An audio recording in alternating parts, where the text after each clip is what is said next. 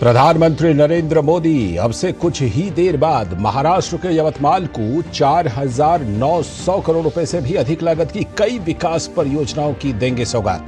प्रधानमंत्री एक सार्वजनिक सभा में प्रधानमंत्री किसान सम्मान निधि योजना की 21,000 करोड़ रुपए से भी अधिक की 16वीं किस्त भी करेंगे जारी। प्रधानमंत्री नरेंद्र मोदी का तमिलनाडु के तिरुनेलवेली में बड़ी संख्या में लोगों ने जोरदार स्वागत किया। जनसभा को संबोधित करते हुए डीएमके की विकास विरोधी राजनीति से सतर्क रहने का प्रधानमंत्री ने किया आह्वान। कहा, आपके बच्चों का भविष्य नहीं होने दिया जाएगा बर्बाद, ये मोदी की गारंटी है।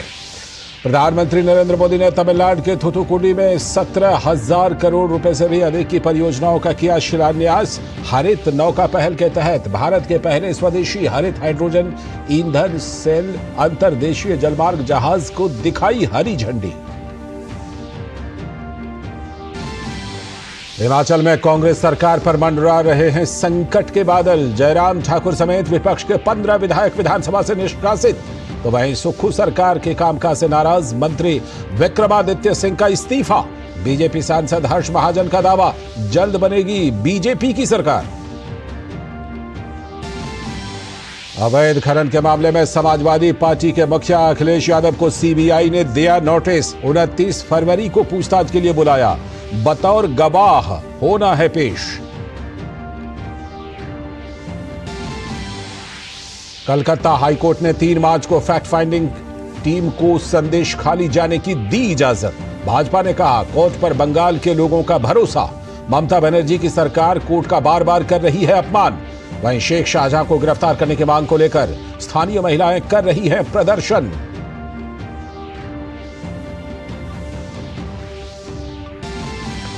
और केंद्रीय मंत्री अश्विनी वैष्णव के नेतृत्व में बीजेपी के प्रतिनिधिमंडल ने चुनाव आयोग से की मुलाकात। प्रतिनिधिमंडल ने शहरी मतदाताओं के लिए विशेष सुविधा और हाई राइज बिल्डिंग्स में रहने वाले वोटर्स के लिए बूथ की वहीं पर व्यवस्था करने की मांग की।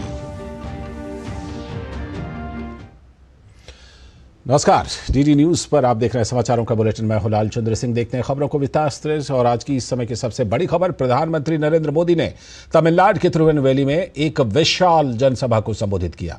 प्रधानमंत्री ने तमिलनाडु में भाजपा के लिए लगातार बढ़ रहे जन समर्थन को सराहा। पीएम ने कहा कि तमिलनाडु के लोग भाजपा को बड़ी आशाओं से देख रहे हैं। प्रधानमंत्री ने कहा कि भाजपा ने संवेदनशीलता और सामाजिक न्याय की सकारात्मक राजनीति को आगे बढ़ाया है।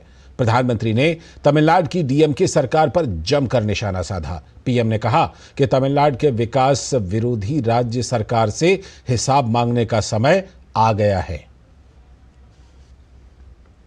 तमिलनाडु के विकास की विरोधी राज्य सरकार से ऐसे विकास विरोधी राजनीतिक दल से आप सबको सतर्क रहने की जरूरत है।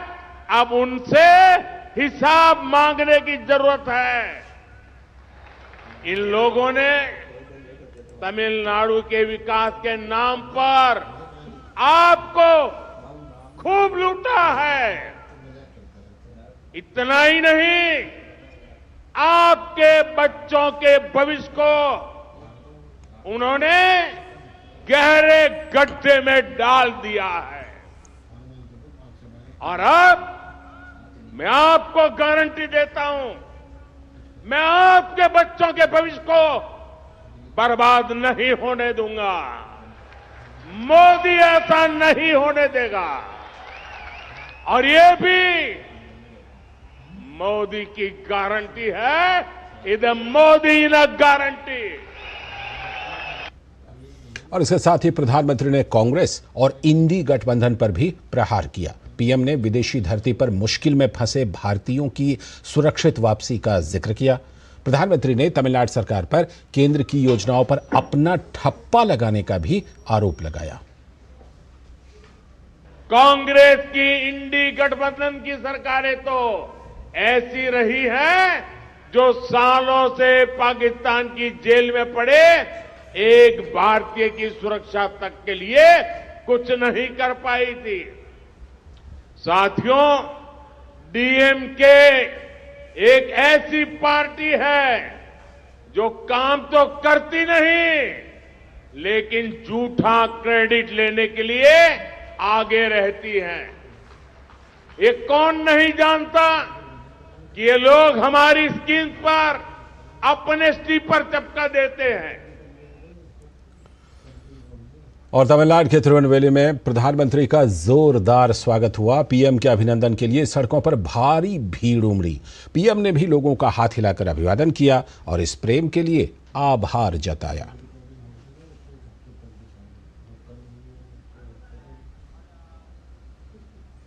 और प्रधानमंत्री ने तमिलनाडु में कई विकास परियोजनाओं का लोकार्पण और शिलान्यास किया।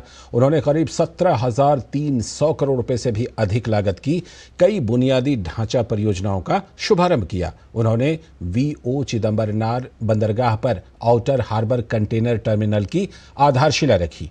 साथ ही बंदरगाह को देश का पहला हरित हाइड्रोजन हब बंदरगाह बनाने के उद्देश्य से कई अन्य परियोजनाओं का भी उद्घाटन किया। इन परियोजनाओं में अलवणीकरण संयंत्र, हाइड्रोजन उत्पादन और बंकरिंग सुविधा शामिल रही। वहीं हरित नौका पहल के तहत भारत के पहले स्वदेशी हरित हाइड्रोजन ईंधन सेल अंतर्देशीय जलमार्ग जहाज का भी शुभारंभ किया। इसके अलावा प्रधानमंत्री ने 10 राज्यों और केंद्र शासित प्रदेशों में 75 प्रकाश स्तंभों में पर्यटक सुविधाएं भी राष्ट्र को समर्पित किए। इस दौरान वांची मनियाची नागरकोइल रेल लाइन के दोहरीकरण की रेल परियोजनाओं का उद्घाटन किया। ये लगभग 1,477 करोड़ रुपए की लागत से विकसित की गई है। परियोजना कन्याकुमारी, नागरकोइल और तिरुवनंतपुरम से चेन्नई की ओर जाने वाली ट्रेनों के लिए यात्रा के समय को कम करने में मदद करेगी।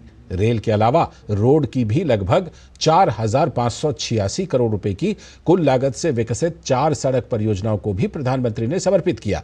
प्रधानमंत्री ने तमिलनाडु की लटकी हुई परियोजनाओं के लिए यूपीए सरकार पर आरोप लगाए। बड़े दुख के साथ सत्य कड़वा होता है, लेकिन सत्य जरूरी भी होता है। मैं सीधा सीधा आरोप लगाना चाहता हूं यूपीए सरकार पर। ये सारे जो प्रोजेक्ट मैं आज लेके आया हूं, ये दशकों से यहां के लोगों की मांग थी। आज जो यहां सत्ता में बैठे हैं, वे लोग उस समय दिल्ली में बैठे थे, सरकार चलाते थे, ये डिपार्टमेंट चलाते थे, लेकिन उनको आपके विकास की परवाह नहीं थी। बातें तमिलनाडु की करते हैं, लेकिन तमिलनाडु की भलाई के लिए कदम उठाने की हिम्मत नहीं थी। आज आपका सेवक तमिलनाडु की धरती पर तमिलनाडु का नया भाग्य लिखने के लिए एक सेवक बनकर के आया है। तो प्रधानमंत्री ने बीते 10 साल में तमिलनाडु में हुए कई विकास कार्यों को जनता के सामने रखा। उन्होंने कहा कि कनेक्टिविटी के लिहाज से तमिलनाडु में सड़क निर्माण के लिए 1.5 लाख करोड़ रुपए निवेश किए गए हैं, जिससे तमिलनाडु में नेशनल हाईवे का नेटवर्क बेहतर हुआ है। लेकिन यहां की मौजूदा सरकार विकास कार्यों को मीडिया में छपने भी नहीं देती। ये पॉलिटिकल पार्टी की आइडियोलॉजी नहीं बोल रहा हूं, न मेरी आइडियोलॉजी बोल रहा हूं। मैं डेवलपमेंट के काम की बात कर रहा हूं। लेकिन मुझे मालूम है तमिलनाडु में कई अखबार हैं, कई टीवी चैनल हैं जो इन खबरों को छापना चाहेगी, दिखाना चाहेगी, लेकिन यहां जिस प्रकार की सत्ता है वो उनको ये नहीं करने देगी। लेकिन उसके बावजूद भी हम तमिलनाडु की सेवा में कभी रुकेंगे नहीं, विकास के कामों को अटकने नहीं देंगे। तो प्रधानमंत्री नरेंद्र मोदी ने तमिलनाडु के तिरुवेनवेली में एक विशाल जनसभा को संबोधित करते हुए तमिलनाडु की डीएमके सरकार पर जमकर निशाना साधा। पीएम ने कहा कि तमिलनाडु के विकास की विरोधी राज्य सरकार से हिसाब मांगने का समय आ गया है। पीएम ने डीएमके सरकार के इसरो को लेकर एक विज्ञापन में चीन का झंडा दिखाए जाने को लेकर निशाना साधते हुए देश हित को लेकर डीएमके की मंशा पर सवाल भी खड़ा किया। डीएमके एक ऐसी पार्टी है जो काम तो करती नहीं, लेकिन झूठा क्रेडिट लेने के लिए आगे रहती है। ये कौन नहीं जानता कि ये लोग हमारी स्कीम पर अपने स्टीपर चपका देते हैं। अब तो इन्होंने हद कर दी। इन्होंने तमिलनाडु में, अभी अन्नामलाई विस्तार से बता रहे थे, इन्होंने तमिलनाडु में इसरो लॉन्च पैड का क्रेडिट लेने के लिए चीन का स्टिकर चिपका दिया है। भाइयों बहनों, ये तमिलनाडु डीएमके के नेता, उन्होंने देखना अब संभव नहीं रहा, कुछ देख ही नहीं सकते हैं। और जो देख नहीं सकता है उसको क्या कहते हैं आपको मालूम है। और इसलिए भारत की प्रगति देखने को तैयार नहीं है, भारत के स्पेस की प्रगति देखने को तैयार नहीं है। और जो पैसे आप देते हैं, जो टैक्स तमिलनाडु के भाई बहन देते हैं, उन पैसों से उन्होंने एडवर्टाइजमेंट दिया और एडवर्टाइजमेंट दे करके उसमें भारत के स्पेस का चित्र नहीं रखा। भारत के स्पेस की सफलता को वो दुनिया के सामने, तमिलनाडु के सामने रखना नहीं चाहते थे। उन्होंने हमारे साइंटिस्टों का अपमान किया, हमारे स्पेस सेक्टर का अपमान किया, आपके टैक्स के मनी का अपमान किया, आपका अपमान किया। ऐसा आंखें बंद करने वाले, पूरी तरह न देख पाने वाले ये डीएमके को अब सजा करने का मौका आ गया है। और इससे पहले तमिलनाडु बीजेपी के प्रदेश अध्यक्ष के अन्नामलाई ने तमिलनाडु सरकार के दोहरे मानदंड और राजनीति के स्तर पर कुठाराघात करते हुए तमिलनाडु सरकार के रवैये पर सवाल उठाया कि अन्नामलाई ने इसरो विज्ञापन में चीन का झंडा दिखाए जाने को लेकर डीएमके पर निशाना साधते हुए कहा कि डीएमके के मंत्री थिरु अनिता राधाकृष्णन द्वारा आज प्रमुख तमिल दैनिकों को दिए गए विज्ञापन ये सिद्ध करता है कि डीएमके और बदतर हो गई है। और तमिलनाडु भाजपा के प्रदेश अध्यक्ष के अन्नामलाई ने सोशल मीडिया प्लेटफॉर्म एक्स पर लिखा, डीएमके मंत्री थिरु अनिता राधाकृष्णन द्वारा आज प्रमुख तमिल दैनिकों को दिया गया ये विज्ञापन चीन के प्रति द्रमुक की प्रतिबद्धता और हमारे देश की संप्रभुता के प्रति उनकी पूर्ण उपेक्षा का प्रकटीकरण है। भ्रष्टाचार के खिलाफ आवाज उठाने वाली पार्टी डीएमके कुलसेकरापत्तिनम में इसरो के दूसरे लॉन्च पैड की घोषणा के बाद से स्टिकर चिपकाने के लिए बेताब है।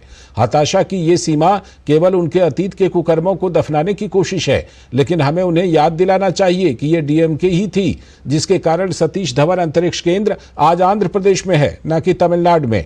जब इसरो के पहले लॉन्च पैड की परिकल्पना की गई थी तो तमिलनाडु इसरो की पहली पसंद थी। तमिलनाडु सीएम थिरु अन्नादुरई, जो कंधे में गंभीर दर्द के कारण बैठक में शामिल नहीं हो सके, उन्होंने बैठक के लिए अपने एक मंत्री मथिया झागन को नियुक्त किया था। इसरो के अधिकारियों को काफी देर तक इंतजार कराया गया और आखिरकार मथिया झागन को नशे की हालत में बैठक में लाया गया और पूरी बैठक के दौरान वो असंगत रहे और हमारे देश के अंतरिक्ष कार्यक्रम को 60 साल पहले यही व्यवहार मिला था। द्रमुक में ज्यादा बदलाव नहीं आया है और उनकी हालत और खराब हो गई है। और प्रधानमंत्री अब से थोड़ी ही देर में महाराष्ट्र में 4,900 करोड़ रुपए से भी अधिक लागत की रेल, सड़क और सिंचाई से संबंधित कई बुनियादी ढांचा परियोजनाओं का लोकार्पण और उद्घाटन करने वाले हैं। इसके साथ ही पीएम किसान के तहत लगभग 21,000 करोड़ रुपए की 16वीं किस्त भी जारी करेंगे और नमो शेतकारी महासम्मान निधि के तहत लगभग 3,800 करोड़ रुपए की दूसरी और तीसरी किस्त भी जारी करेंगे। प्रधानमंत्री महाराष्ट्र में 5.5 लाख महिला एसएचजी को रिवॉल्विंग फंड के 825 करोड़ रुपए की राशि भी वितरित करेंगे। प्रधानमंत्री महाराष्ट्र में 1 करोड़ आयुष्मान कार्ड के वितरण की शुरुआत भी करेंगे। प्रधानमंत्री महाराष्ट्र में ओबीसी श्रेणी के लाभार्थियों के लिए मोदी आवास घरकुल योजना का भी शुभारंभ करेंगे। और महान क्रिकेटर सचिन तेंदुलकर की जम्मू कश्मीर की शानदार यात्रा के बारे में लिखते हुए प्रधानमंत्री नरेंद्र मोदी ने सोशल मीडिया प्लेटफॉर्म एक्स पर लिखा है, यह देखना अद्भुत है। सचिन तेंदुलकर की जम्मू कश्मीर की शानदार यात्रा में हमारे युवाओं के लिए 2 महत्वपूर्ण बातें सीखने लायक हैं। पहला, अतुल्य भारत के विभिन्न हिस्सों की खोज करना। दूसरा, मेक इन इंडिया का महत्व। आइए मिलकर एक विकसित और आत्मनिर्भर भारत का निर्माण करें। और प्रधानमंत्री नरेंद्र मोदी ने सोशल मीडिया एक्स पर सचिन तेंदुलकर के इस वीडियो को साझा भी किया है, जिसको लेकर सचिन तेंदुलकर ने एक्स पर पोस्ट करते हुए लिखा, जम्मू कश्मीर मेरी स्मृति में एक खूबसूरत अनुभव बना रहेगा। ये वीडियो है जो प्रधानमंत्री ने शेयर किया है। चाय पीने के लिए जा रहे हैं, ढेर सारा प्यार। कैसा मजा है ना इसमें बैठने में? एकदम गरम।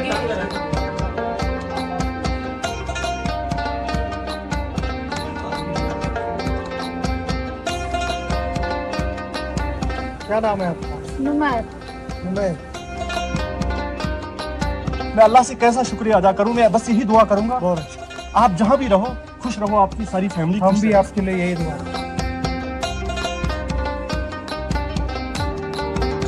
कुर्सी पे देखो पूरा स्नो है, रेलिंग पे पूरा स्नो है, टेबल पे स्नो है, ये चेयर पे, स्विंग पे भी है, ये भी गाड़ी है बाय द वे।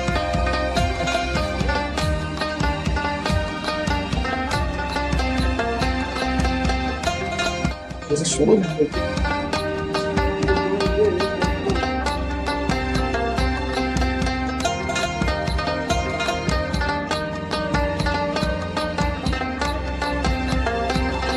ये आउट करना पड़ेगा।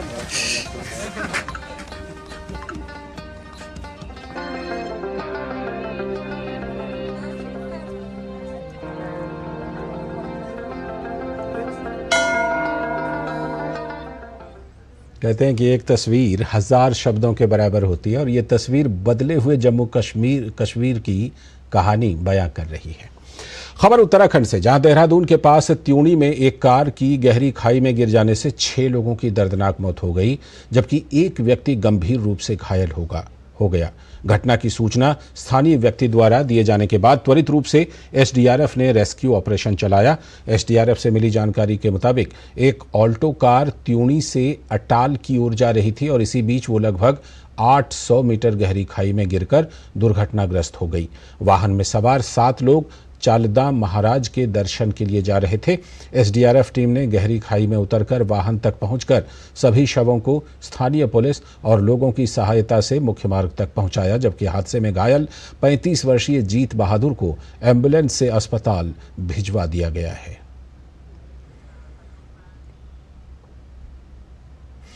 और अब बात हिमाचल प्रदेश में चल रही राजनीतिक हलचल की।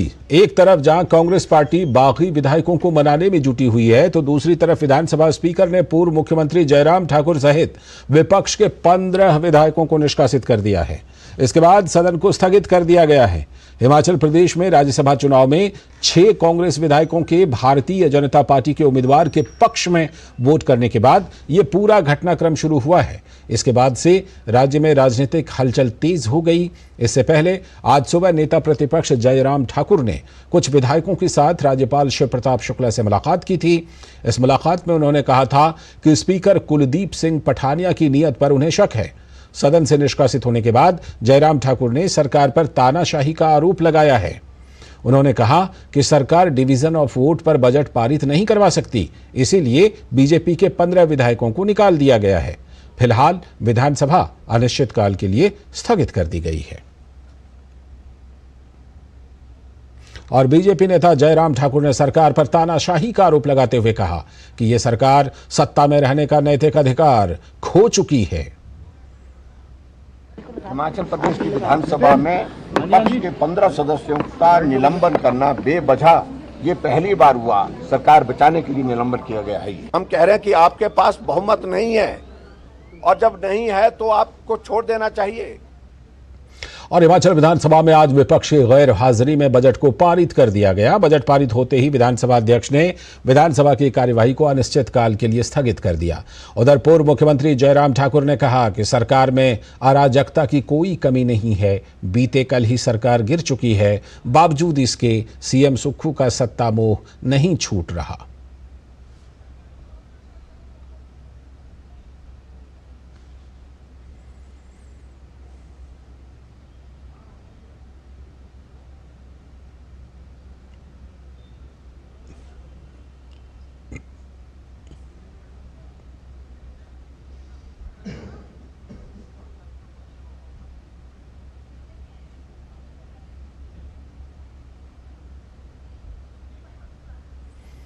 तो ये बीजेपी के विधायक वॉकआउट करते हुए, बहिष्कार करते हुए निकल रहे थे। और हिमाचल प्रदेश में राज्यसभा चुनाव में कांग्रेस प्रत्याशी के हारने के बाद मुख्यमंत्री सुखविंदर सिंह सुक्खू के इस्तीफे की मांग तेज हो गई है। तो वहीं मुख्यमंत्री सुखविंदर सिंह सुक्खू ने अटकलों पर विराम लगाते हुए दावा किया कि कांग्रेस पार्टी बहुमत में है।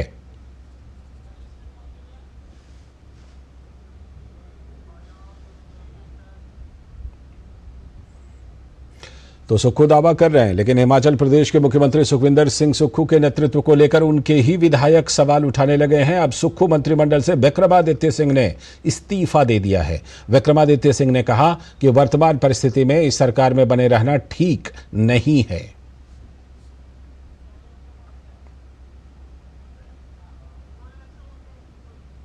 जिस तरीके की व्यवस्था पिछले 1 साल के अंदर सरकार के अंदर रही है, उसमें जो घटनाक्रम हुए हैं, जो विधायकों के साथ कहीं ना कहीं अनदेखी हुई है, कहीं ना कहीं जो विधायकों की आवाज को दबाने की कोशिश की गई है, आज उसका परिणाम है कि हम इस कगार के ऊपर जो है वो खड़े हुए हैं। प्रदेश के अंदर जो फिस्कल मिसमैनेजमेंट हुई है वो हमारे सामने है। जो गवर्नेंस सरकार की रही है वो हमारे सामने है। लगातार इन विषयों को पार्टी हाईकमांड के समक्ष भी उठाया गया है, मगर उसका कोई भी सरोकार आज तक जो है वो जिस तरीके से लेना चाहिए था वो नहीं लिया गया है। और हिमाचल प्रदेश में जारी राजनीतिक घमासान पर केंद्रीय मंत्री अनुराग सिंह ठाकुर ने राज्य सरकार पर हमला बोला। अनुराग सिंह ठाकुर ने कहा कि कांग्रेस ने हिमाचल के लोगों की अनदेखी की है। कांग्रेस के अपने विधायकों को इतनी मुश्किल 1 साल के अंदर हो गई कि बड़े और झूठे वायदे करके जब आप सरकार बनाते हो तो जनता को सामना करना बहुत मुश्किल हो जाता है। और आज कांग्रेस की हालत ऐसी हो गई है कि जहां जहां बड़े और झूठे वायदे किए वहां कांग्रेस मुकरती नजर आती है और इनके विधायक इनके से भागते नजर आते हैं। ऐसी क्या मजबूरी थी कि मात्र 14 महीने के अंदर इनके विधायक इनका साथ छोड़ गए। एक बड़ा कारण यह भी था कि एक गैर हिमाचली को टिकट दिया गया और हिमाचल के लोगों को ये पसंद नहीं था। छोटा सा राज्य हिमाचल, जहां से एक राज्यसभा का सदस्य बन सकता था, कांग्रेस ने वहां पर भी हिमाचलियों की अनदेखी की। साथ ही केंद्रीय मंत्री अनुराग सिंह ठाकुर ने कहा कि जिनसे अपने परिवार, विधायक, पार्टी ना संभलें, वो दूसरों पर अपनी असफलता का ठीकरा फोड़ रहे हैं। जिनके अपने परिवार न संभले, अपने विधायक न समझे, अपनी पार्टी न संभले और ठीकरा दूसरे पर डाले। जिनके अपने जिले में एक नहीं 2-2 विधायक छोड़कर चले गए, उसमें भारतीय जनता पार्टी क्या कर सकती है? आखिरकार ऐसा क्या घटा कि ये घटनाक्रम हुआ? आखिर ऐसा क्या दर्द था जो बार बार रोज अखबारों में दिखता था? इनके विधायक खुलकर अपनी सरकार के खिलाफ बोलते थे, एक नहीं कई विधायक बोलते थे। क्या वो भी भाजपा करवा रही थी? और अब बात संदेश खाली मामले की, जिसमें कलकत्ता हाईकोर्ट ने ममता सरकार पर सख्ती बरतते हुए कहा है कि सीबीआई, ईडी और पश्चिम बंगाल पुलिस में से कोई भी तृणमूल कांग्रेस के नेता और मामले में मुख्य आरोपी शाहजहां शेख को गिरफ्तार कर सकती है। राज्य के एडवोकेट की अर्जी पर कोर्ट ने 26 फरवरी को जारी अपने आदेश को स्पष्ट किया, जिसमें पुलिस को शेख की गिरफ्तारी का आदेश दिया गया था। इसी बीच उच्च न्यायालय ने 2 अन्य नेताओं को जमानत दे दी है, जिन्हें राज्य पुलिस ने संदेशखाली घटना में गिरफ्तार किया था। हाईकोर्ट ने बीजेपी नेता विकास सिंह और आईएसएफ नेता आयशा बीबी को जमानत दी है। इसी दरमियान पश्चिम बंगाल भाजपा के नेता शुभेंदु अधिकारी को कल संदेशखाली जाने की अनुमति भी दे दी गई है।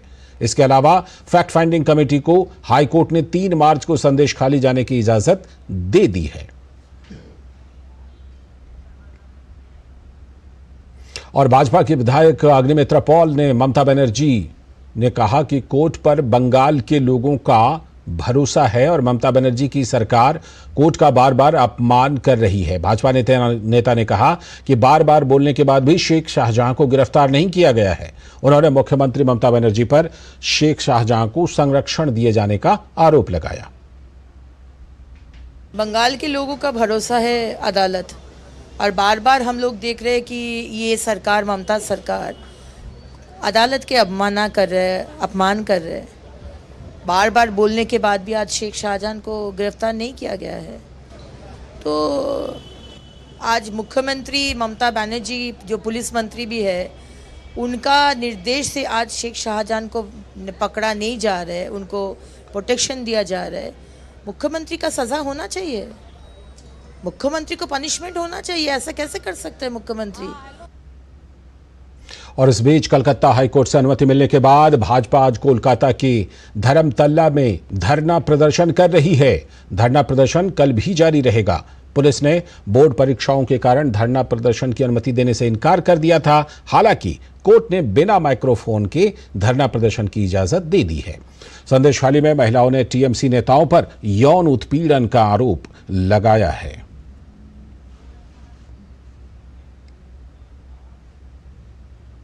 और वहीं दूसरी तरफ स्थानीय महिलाओं ने टीएमसी नेता शेख शाहजहां के खिलाफ धरना प्रदर्शन करते हुए शिकायत दर्ज करवाई है।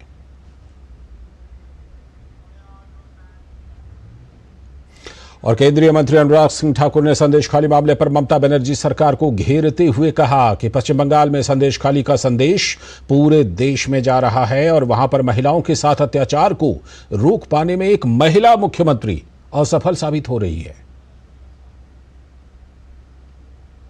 संदेशखाली का संदेश गली गली जा रहा है। महिलाओं के ऊपर अत्याचार, बलात्कार की घटनाओं के बावजूद एक महिला मुख्यमंत्री महिलाओं को संरक्षण नहीं दे पा रही है और ऐसी दुर्गति वहां पर हो गई कि अत्याचार करने वाले खुले में घूम रहे हैं और महिलाओं को उठाकर जेल में डाला जा रहा है।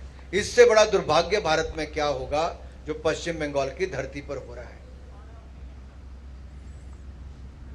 और पश्चिम बंगाल बीजेपी ने राज्य के मुख्य निर्वाचन अधिकारी को वोटर लिस्ट में पाई गई अनियमितताओं के संबंध में पत्र लिखा है। बीजेपी की ओर से लिखे गए पत्र में कहा गया है कि वोटर लिस्ट में कई नाम डुप्लीकेट हैं।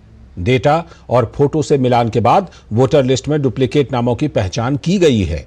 बीजेपी द्वारा लिखे गए पत्र में कहा गया है कि मतदाता सूची में 16,91,000 से अधिक डुप्लीकेट नाम हैं। पत्र में जिक्र किया गया है कि डुप्लीकेट मतदाता सूची से जुड़ी 14,267 पन्नों की रिपोर्ट और पेन ड्राइव भी मुख्य निर्वाचन अधिकारी कार्यालय को भेज दिया गया है, जिसमें सभी 42 लोकसभा क्षेत्रों का जिक्र है। बीजेपी ने इन सब की जांच कर आयोग से त्रुटि रहित मतदाता सूची तैयार करने की मांग की है। आयोग को भेजे गए पत्र पर प्रतिपक्ष के नेता शुभेंदु अधिकारी, जगन्नाथ चट्टोपाध्याय और शिशिर बाजोरिया के हस्ताक्षर हैं।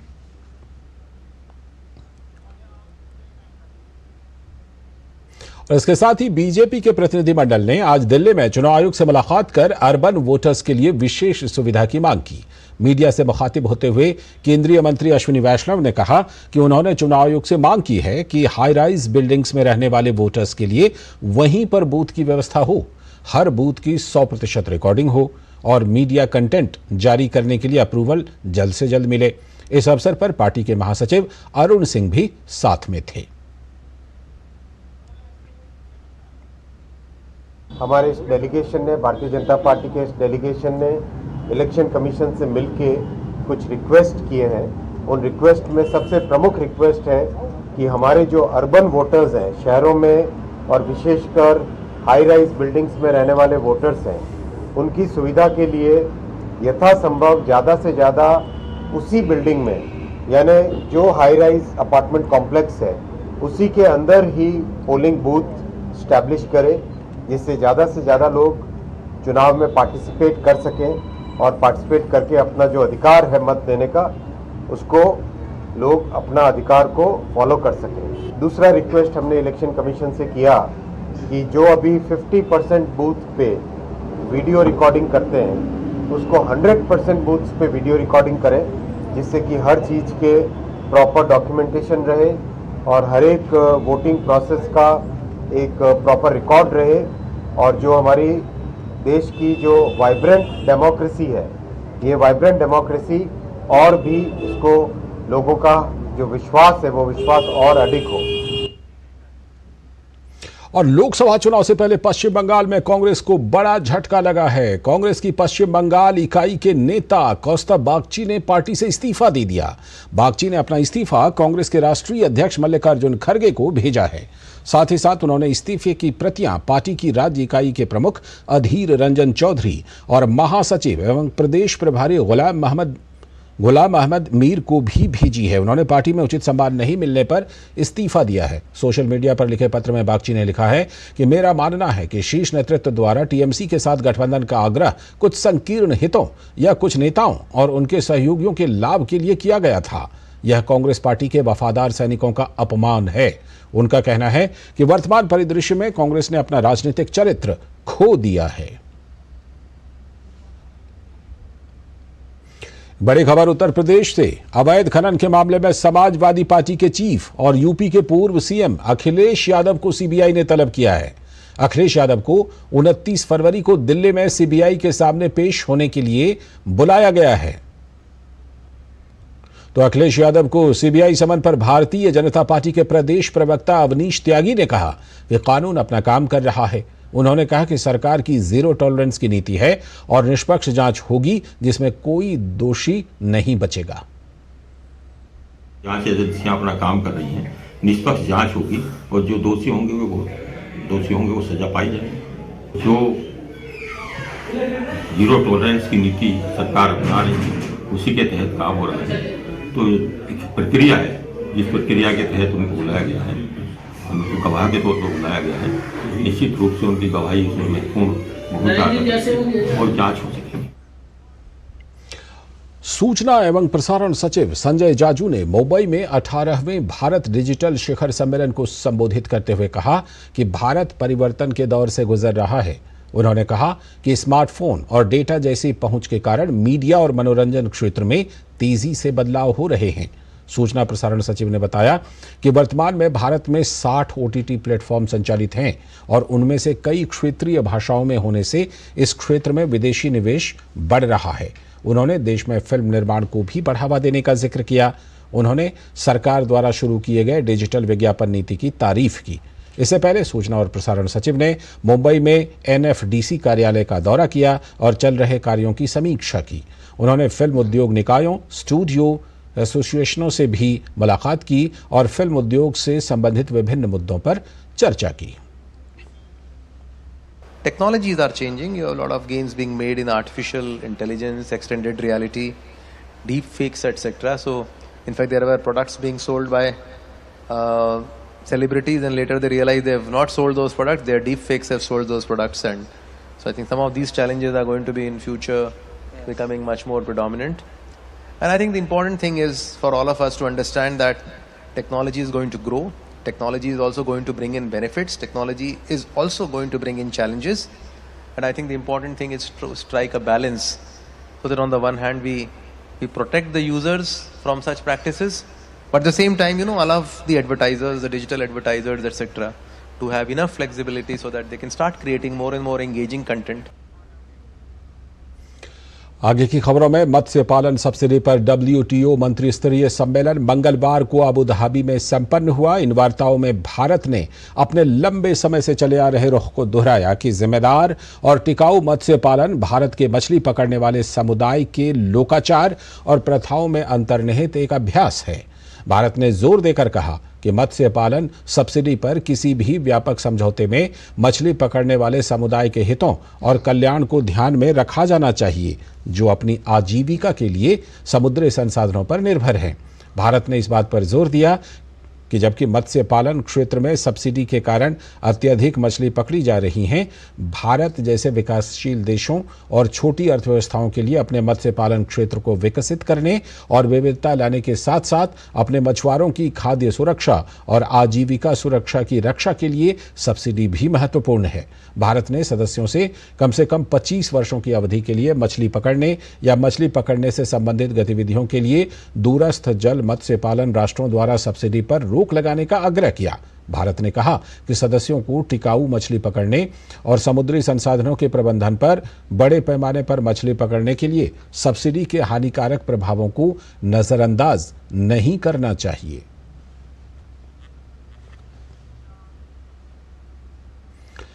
तेलंगाना भाजपा के अध्यक्ष जी किशन रेड्डी ने तेलंगाना प्रदेश भाजपा की विजय संकल्प यात्रा को उम्मीदों से बेहतर यात्रा बताया है। जी किशन रेड्डी ने कहा कि तेलंगाना की जनता चाहती है कि नरेंद्र मोदी ही तीसरी बार प्रधानमंत्री बने।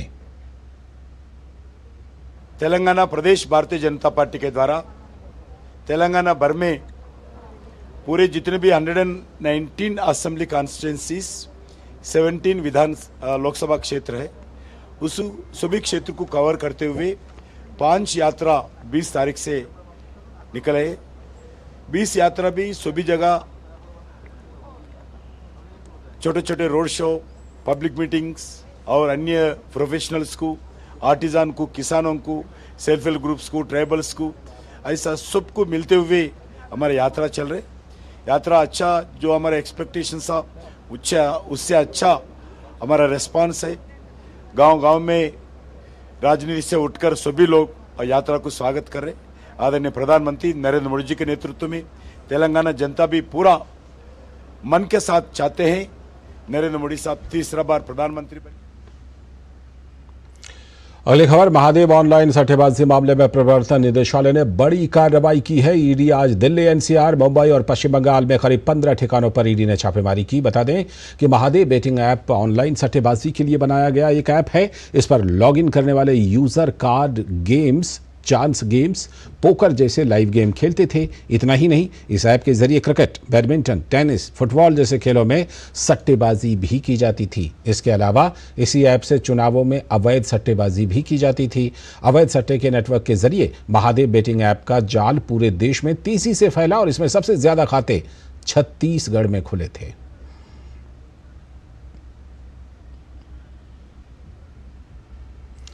खबर गुजरात से, भारतीय उपमहाद्वीप में ड्रग्स की अब तक की सबसे बड़ी बरामदगी हुई है। भारतीय नौसेना, एनसीबी और गुजरात एटीएस के संयुक्त अभियान में 3,300 किलो ड्रग्स पकड़ा गया है।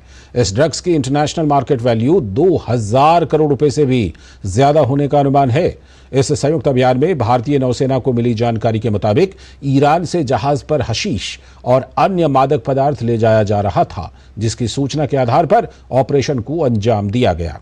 2 दिनों तक समुद्र में रहने के बाद भारतीय नौसेना ने संदिग्ध नाव को भारतीय समुद्री सीमा में घुसने पर रोक दिया। पकड़े गए 5 संदिग्धों के पाकिस्तानी होने की आशंका है।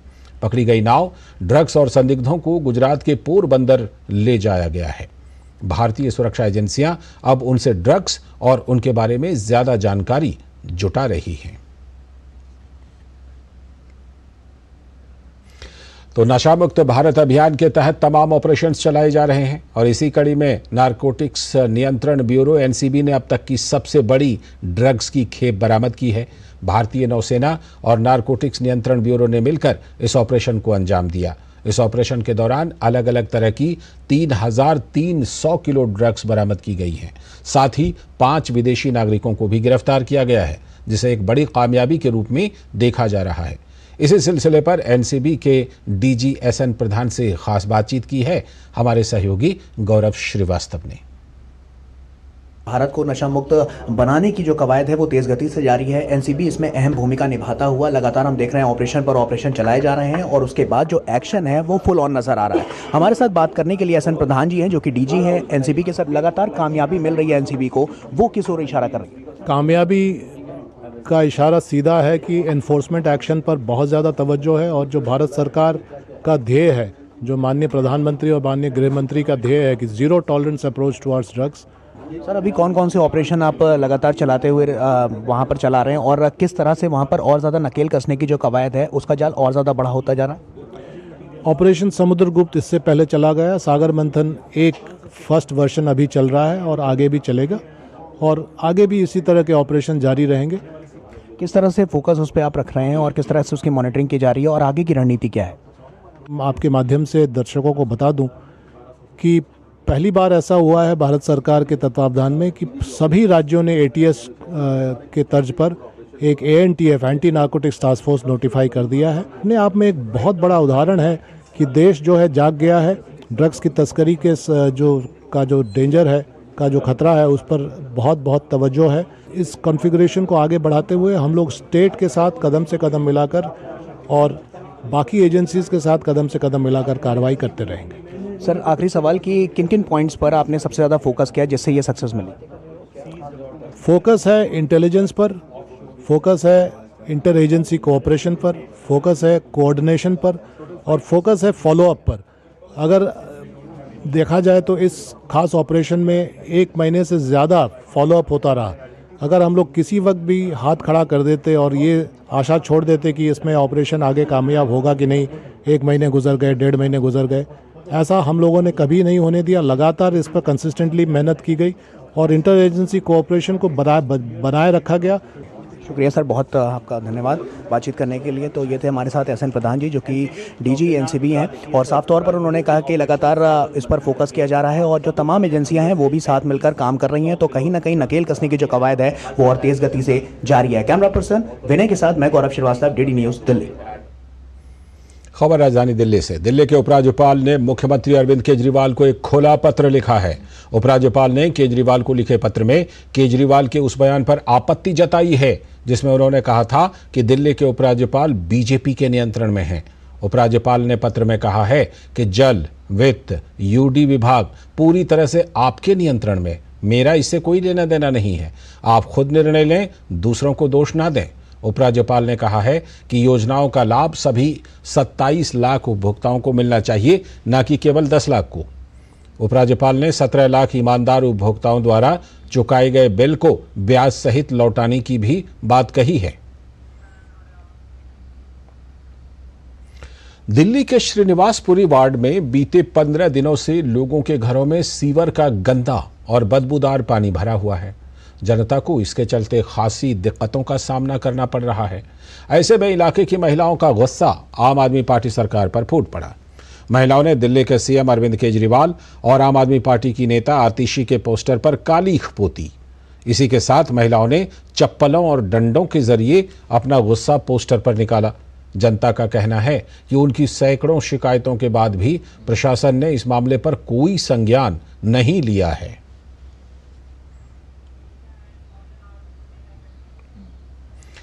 और नई दिल्ली नगर पालिका परिषद यानी एनडीएमसी की बैठक में आज सौर ऊर्जा समेत कई महत्वपूर्ण मुद्दों पर निर्णय लिए गए। इनमें स्वच्छता और डिजिटल इंडिया, प्लास्टिक अपशिष्ट प्रबंधन, कर्मचारी कल्याण और बुनियादी ढांचे से संबंधित प्रस्तावों को मंजूरी दे दी गई।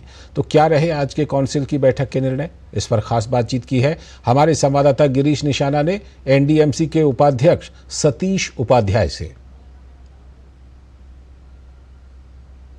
एनडीएमसी की काउंसिल की बैठक में कुछ महत्वपूर्ण निर्णय लिए गए। क्या है निर्णय, इस पर ज़्यादा बात करने के लिए हमारे साथ मौजूद हैं एनडीएमसी के vice chairman Satish Upadhyay ji. Sir, आज क्या निर्णय लिए गए?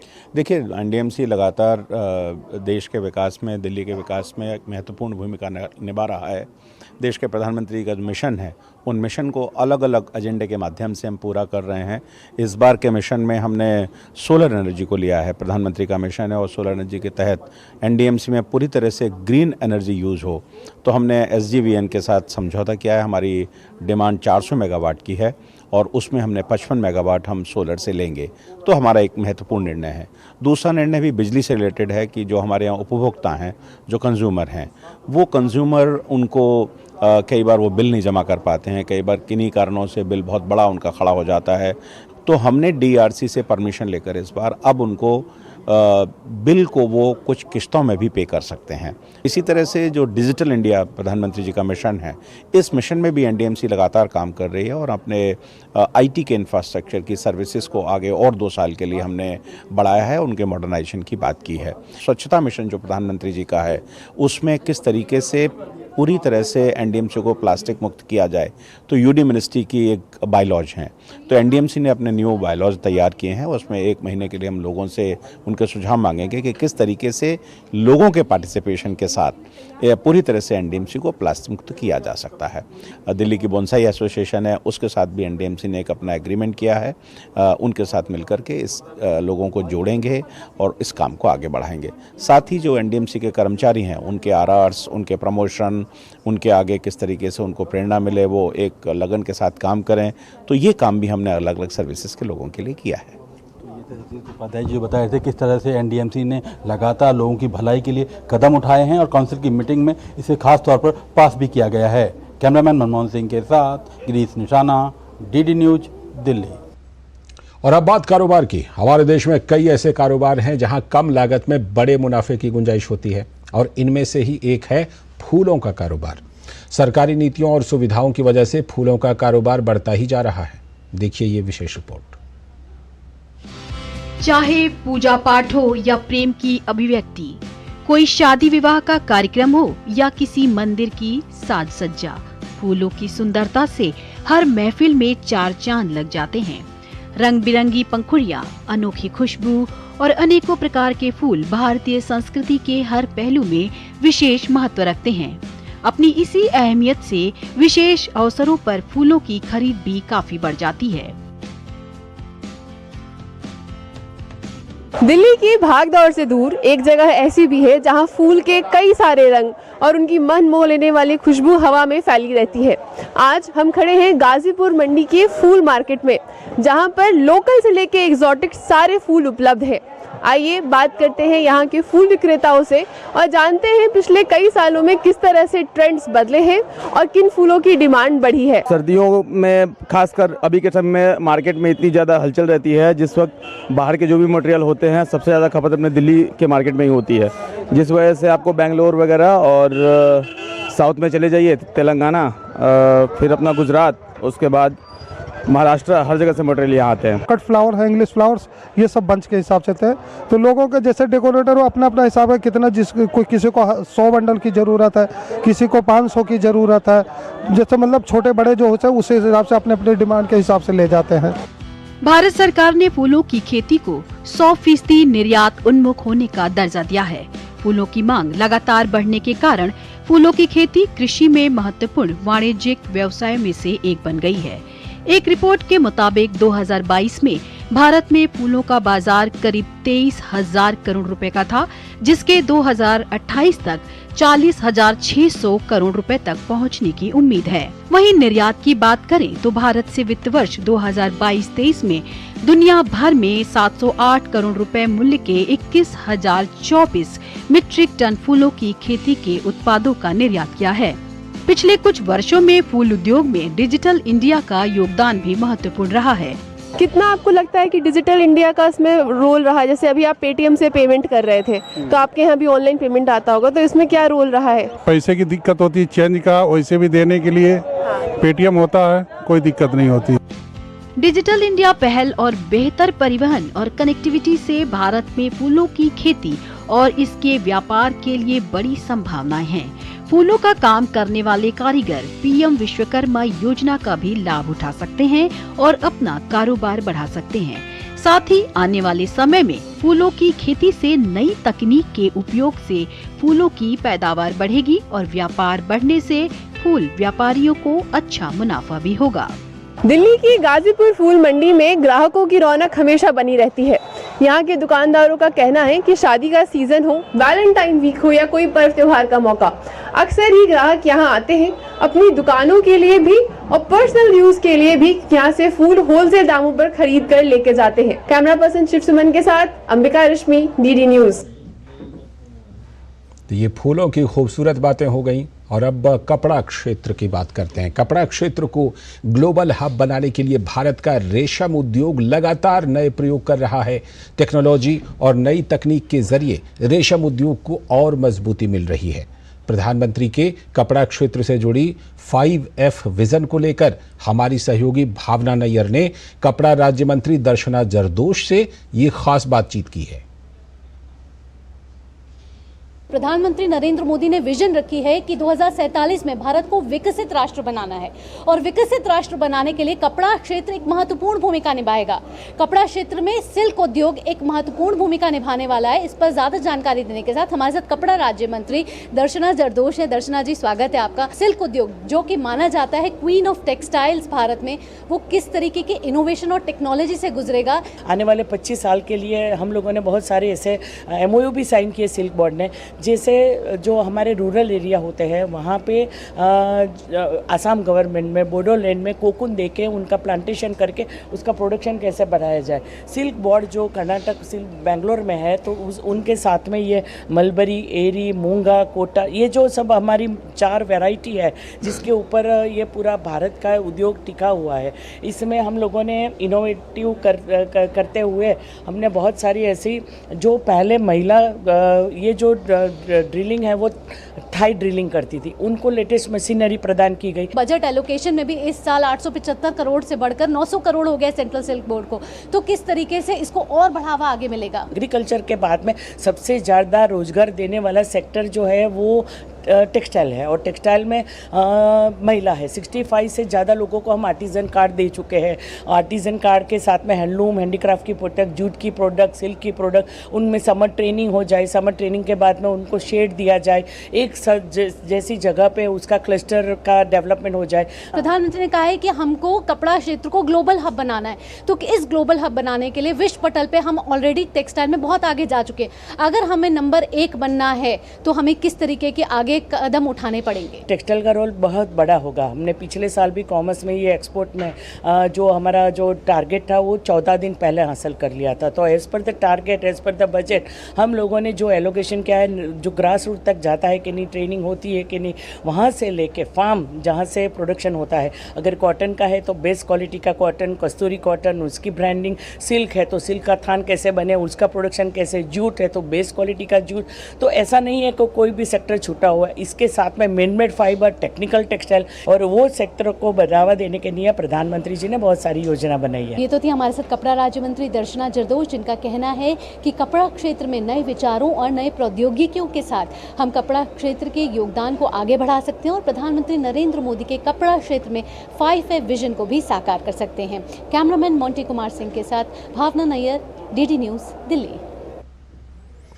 तो ये खास बातचीत आपने सुनी और आज नई दिल्ली में मोदी के विकसित भारत विषय पर एक राष्ट्रीय आर्थिक सम्मेलन आयोजित किया गया।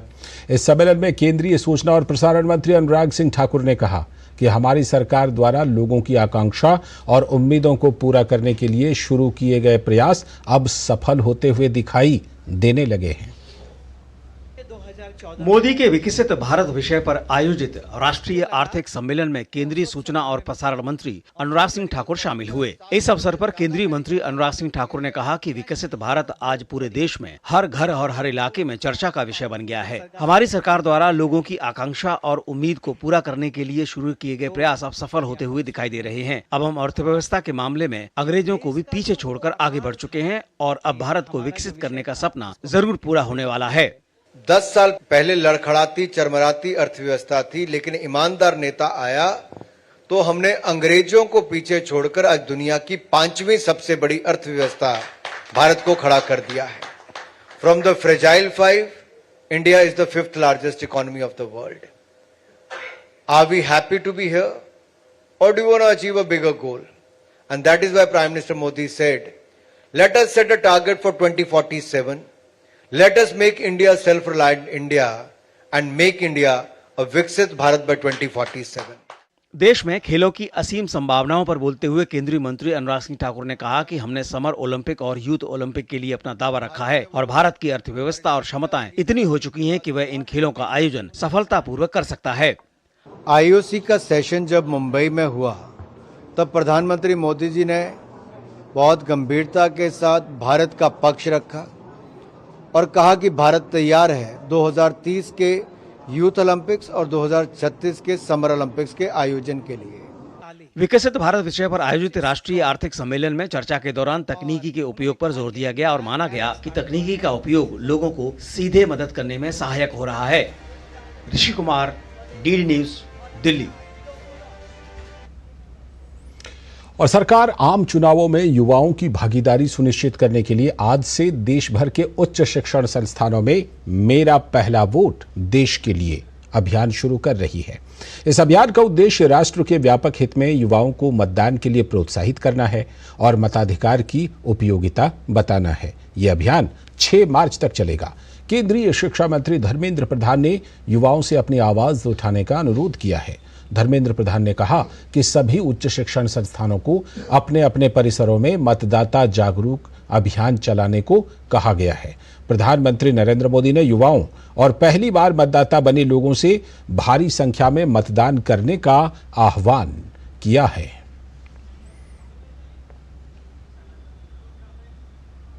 तो प्रधानमंत्री नरेंद्र मोदी ने अपने मन की बात कार्यक्रम में पहली बार मतदान करने जा रहे युवा मतदाताओं से बढ़ चढ़कर मतदान करने की अपील की थी। इस पर काशी के युवाओं में खासा उत्साह है। महात्मा गांधी काशी विद्यापीठ में हूं मैं और ये विद्यार्थी वो विद्यार्थी हैं जो पहली बार मतदान करेंगे। अभी पिछले मन की बात में प्रधानमंत्री जो कि सांसद भी हैं काशी से, उन्होंने अपील की इन युवा मतदाताओं से जो पहली बार मतदान करने जा रहे हैं, उनसे अपील की है कि वो मतदान अवश्य करें। पहली बार वोट देने जा रही हूँ तो एक्साइटमेंट तो बहुत सारी है कि पहली बार वो लाइन लगना है और सारी चीजें देखा है, बट उससे ज्यादा मुझे लगता है कि युवा के लिए एक जिम्मेदारी है कि हम अपने नेताओं को किसे चुन रहे हैं। मैं बहुत ज़्यादा एक्साइटेड हूँ कि मैं फर्स्ट टाइम वोट डालूंगा और मैं ये हम लोग का अधिकार है कि सबको वोट देना ही चाहिए और हम लोग पिछले कई वर्षों से देख रहे हैं कि हम लोग की जो वो वोट की रेशियो है प्रति वर्ष बढ़ते जा रहा है कि हर साल कुछ ना कुछ लोग बढ़ रहे हैं, लोग जागरूक हो रहे हैं। ये हमें देना ही चाहिए, ये हमारी जिम्मेदारी भी है। ये फर्स्ट टाइमर हैं लेकिन सोच इनकी इतनी बुलंद है, ये इनको एहसास है कि मतदान करना जिम्मेदारी का अवसर है और साथ ही हम ऐसी सरकार को चुन सकते हैं जो इन युवाओं के लिए, देश के लिए काम करे। Doctor Harkesh Bahadur Singh Gautam, DD news, Mahatma Gandhi Kashi विद्यापीठ, वाराणसी। अगली खबर, भारतीय पैरालंपिक समिति के चुनाव 9 मार्च को होंगे। चुनाव से पहले उम्मीदवारों ने नामांकन का पर्चा भर दिया। 2 बार के पैरालंपिक चैंपियन देवेंद्र झांझरिया ने बुधवार को पीसीआई के अध्यक्ष पद के लिए अपना नामांकन भरा। गौरतलब है कि पीसीआई कार्यकारी समिति का 4 साल का कार्यकाल 31 जनवरी को समाप्त हो चुका है। भारतीय पैरालंपिक समिति के अध्यक्ष पद के लिए नामांकन करने पहुंचे ओलंपिक स्वर्ण पदक विजेता देवेंद्र झाझरिया ने कहा कि अगर वे चुनाव जीतते हैं तो देश में पैरा स्पोर्ट्स को बढ़ावा देने के लिए हर संभव प्रयास किया जाएगा। एक मिशन है इस देश में पैरा स्पोर्ट्स को डेवलप करना और कहीं न कहीं हमारा मकसद है जितने भी हमारे डिस्ट्रिक्ट्स हैं, लगभग 700 डिस्ट्रिक्ट में ये पैरा स्पोर्ट्स पहुँचे। जितने भी लोग हैं उन्हों का एक फैसला रहा है कि देवेंद्र झाझरिया को इसमें प्रेसिडेंट के पद पे आना चाहिए। तो मैं कहना चाहूँगा कि आज मैंने आवेदन किया है और हमारे माननीय प्रधानमंत्री जी का एक संकल्प है 2047 तक विकसित भारत। तो उस श्रेणी में हम स्पोर्ट्स में इतना अच्छा काम करेंगे। और आपने देखा होगा कि टोक्यो पैरालंपिक्स में हमने 19 मेडल जीते थे, तो बहुत बड़ी अचीवमेंट थी। लेकिन आने वाला जो पेरिस पैरालंपिक्स है उसमें हम और ज़्यादा मेडल जीतेंगे, इतना अच्छा काम करेंगे हम। और कांग्रेस विधायक रवि ठाकुर ने भाजपा का समर्थन किया है। उन्होंने कहा है कि वो भाजपा के साथ हैं। हर्ष महाजन जी आप बीजेपी के साथ हैं, कांग्रेस के साथ हैं? बीजेपी के साथ हैं, कांग्रेस के साथ हैं? बीजेपी साहब कुछ बताइए। बीजेपी। ये हिमाचल के विधायक थे। तो राज्यसभा के लिए नवनिर्वाचित बीजेपी सांसद हर्ष महाजन ने कहा है कि हिमाचल में जल्द ही बीजेपी की सरकार बनने वाली है। मेरे को लगता है सारी जनता देख रही है सिचुएशन, जनता सामने आज जनता जान चुकी है कि अब ये कांग्रेस सरकार अपना बहुमत खो चुकी है। तब भारतीय जनता पार्टी की यहाँ सरकार बनेगी, मजबूत सरकार बनेगी। और ये कैसे बनती है, कैसे होता है इसका काम, ये आप दिन ब दिन घंटों से आप आज से शुरू हो जाएगा। अगली खबर, प्रधानमंत्री नरेंद्र मोदी ने आज तमिलनाडु के थूथुकुडी जिले के कुलसेकरापट्टिनम में इसरो के दूसरे स्पेस पोर्ट की आधारशिला रखी। यहां से छोटे रॉकेटों के जरिए लॉन्चिंग की जाएगी। श्रीहरिकोटा स्थित सतीश धवन स्पेस सेंटर पर लॉन्चिंग के लोड को ये स्पेस पोर्ट कम करने में मदद करेगा। करीब 2000 एकड़ के क्षेत्र में देश के दूसरे स्पेस पोर्ट को तैयार किया जाएगा। इससे तमिलनाडु में साइंस और टेक्नोलॉजी को भी बढ़ावा मिलेगा। इसरो प्रमुख एस सोमनाथ ने बताया कि इसके लिए भूमि अधिग्रहण का कार्य पूरा हो चुका है। उन्होंने बताया कि इसके निर्माण में लगभग 2 साल का वक्त लगेगा। हमारे ये लॉन्च कॉम्प्लेक्स है, ये कुलसेकरापट्टिनम में हमने जो फाउंडेशन स्टोन लिया है आज प्राइम मिनिस्टर ने, इसका एक्विजिशन, लैंड एक्विजिशन तो पूरा हुआ। तमिलनाडु गवर्नमेंट ने सभी लैंड को हमको ट्रांसफर किया है। सो अब कंस्ट्रक्शन की शुरुआत होने ही है। इसमें 2 साल लगेगा उसका कंस्ट्रक्शन के लिए, और एट द एंड ऑफ 2 साल हमको ये SSLV का लॉन्च करने का प्लान है। आगे की खबरों में, राष्ट्रपति द्रौपदी मुर्मू झारखंड केंद्रीय विश्वविद्यालय के तीसरे दीक्षांत समारोह में शामिल हुई। इस समारोह में राष्ट्रपति ने गोल्ड मेडल पाने वाले छात्रों को सम्मानित किया और विश्वविद्यालय के छात्रों को संबोधित भी किया। छात्रों को संबोधित करते हुए राष्ट्रपति ने कहा कि बेटियां लंबे समय से पीछे थीं, लेकिन अब इस स्थिति में सुधार आ रहा है।